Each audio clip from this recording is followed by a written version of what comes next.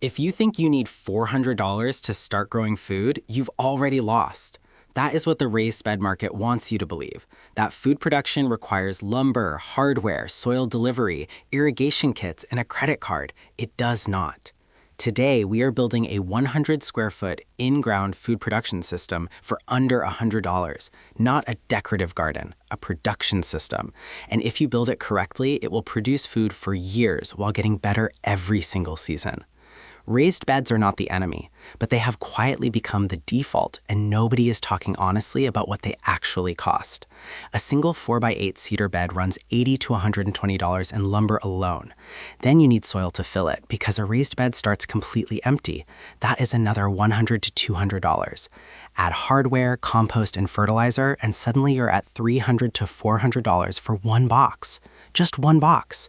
That is not accessibility. That is aesthetics. Now compare that to in-ground.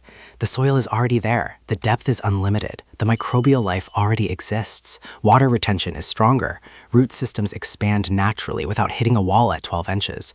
You are not building a container, you are upgrading land you already own. Here's what most people never consider. In-ground soil does not reset. A raised bed filled with purchased soil starts from zero every time you need to replenish it. In-ground soil builds, it compounds, it gets more productive every year you work it correctly. We will come back to that because it changes the entire financial math of this system. Before we build anything, let's talk about what this system is actually capable of, because most people dramatically underestimate small space production. A 10 by 10 foot plot is 100 square feet, smaller than most bedrooms, but planted correctly and managed across 3 seasons, 100 square feet can produce 150 to 250 pounds of vegetables in a single year. Let me show you what that actually looks like broken down by crop. Tomatoes, 3 to 4 plants in good in-ground soil produce 40 to 60 pounds. That is your sauces, your salads, and your sandwiches all summer long. Zucchini, 2 plants, just 2, they will produce 20 to 30 pounds, and you will be giving them to your neighbors by August. That is how productive this crop is in real ground. Green beans, a single short row from seed, produces 15 to 25 pounds with almost no effort. Peppers, 3 to 4 plants give you another 15 to 25 pounds across the season. Now here is where the system separates itself from a regular garden. Lettuce, spinach, and salad greens are cool season crops. They grow in spring and fall, when tomatoes and peppers are completely finished. Plant lettuce in March or April. Pull it when summer heat arrives. Plant it again in September. You are now running 3 overlapping production windows from the same 100 square feet. Spring greens, summer harvest, and fall greens. That is not a garden. That is a calendar-driven food system. And that single concept is the difference between a bed that produces for 3 months and one that feeds your family across most of the year. Stop for a second and think about what 200 pounds of vegetables actually means. That is roughly 16 pounds of food every month for 12 months. That is fresh tomatoes, zucchini, peppers, beans, and greens coming out of your backyard on a consistent schedule. At current grocery store prices, 200 pounds of vegetables offsets $400 to $800 in food costs annually, and that is being conservative, from 100 square feet, from one season of correct design, for under $100 to build. That is the math. Now, let's build it. Here is every dollar you need to spend. You already have land. You probably already have a shovel. So what are you actually buying? Compost or aged manure, $30 to $40 for 2 or 3 40-pound bags from any hardware or garden store. This is your biological engine. Compost introduces organic matter and microbial life that feeds plant roots co-level synthetic fertilizer alone cannot match. This is the most important line item on the list. Do not cut it. Granular balanced fertilizer, $15. A basic 10-10-10 blend. A large bag runs around $15 and covers your square footage easily. This delivers nitrogen, phosphorus, and potassium directly to your soil, so plants have what they need to produce heavy yields from day one. Garden lime, $10. Most native soil runs slightly too acidic for vegetables. Lime corrects pH and unlocks nutrients already sitting in your soil that plant roots cannot access at the wrong acidity level. Most beginners skip lime. Most beginners underperform their first season without ever understanding why. Seeds, $15 to $20. Tomatoes, green beans, zucchini, peppers, and lettuce. All of it for under $20.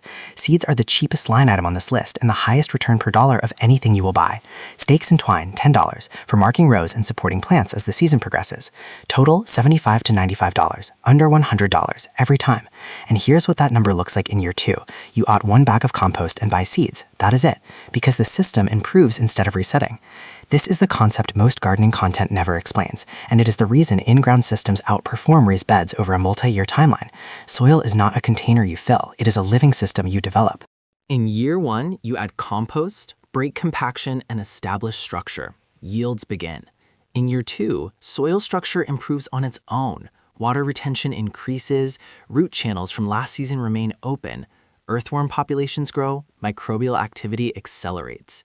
In year 3, organic matter rises further, nutrient cycling becomes more efficient. Your inputs go down while your output goes up. That is compounding.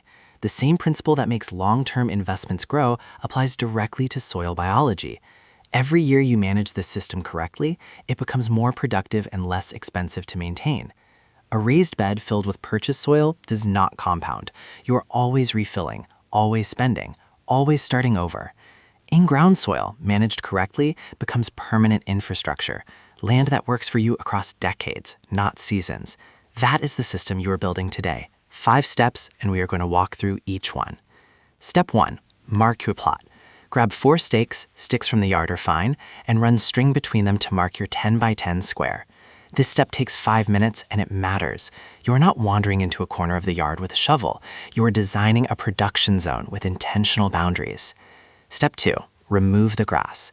Take your shovel and slice 2 inches below the sod across the entire area. Work in strips about the width of your blade.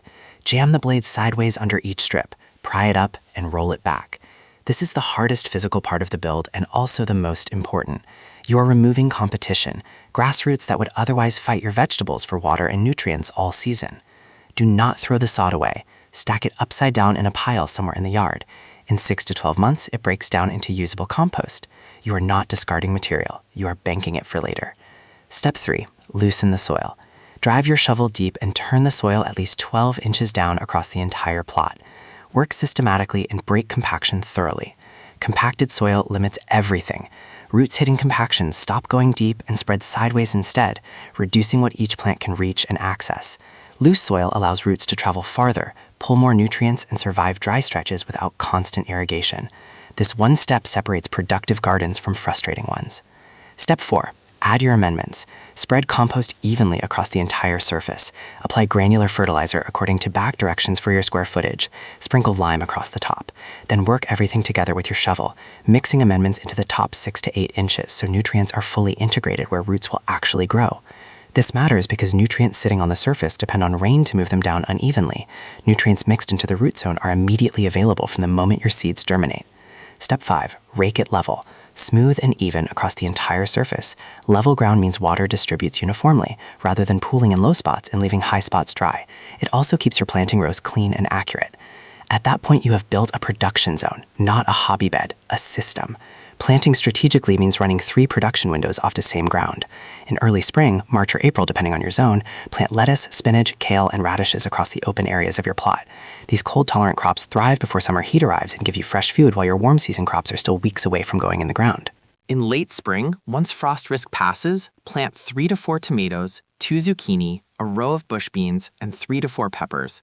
As your spring greens finish, pull them and replace immediately. Do not let soil sit idle between crops. Idle soil is lost production. Through summer, your warm season crops run at full output. Harvest consistently. Regular harvesting signals the plant to keep producing rather than slowing down. In early fall, as tomatoes begin to slow, replant your open spaces with lettuce, spinach, and greens again. You are extending production into October and in some zones into November. 3 windows, 100 square feet, 1 system producing across most of the calendar year. Think beyond this season. In year 1, you spend $90 and harvest potentially 200 pounds of vegetables from a space smaller than a bedroom. At grocery store prices, that offsets $300 to $500 in food costs. In year 2, you spend $20. The soil does the rest. By year 3, you are managing infrastructure, not building it. Inputs drop, output holds or increases. The system runs in your favor. This is not about saving money on tomatoes. It is about proving that small land produces real output when it is designed correctly. 100 square feet will not make you fully self-sufficient, but it changes how you think. It It shows you that food production is a design problem, not a budget problem.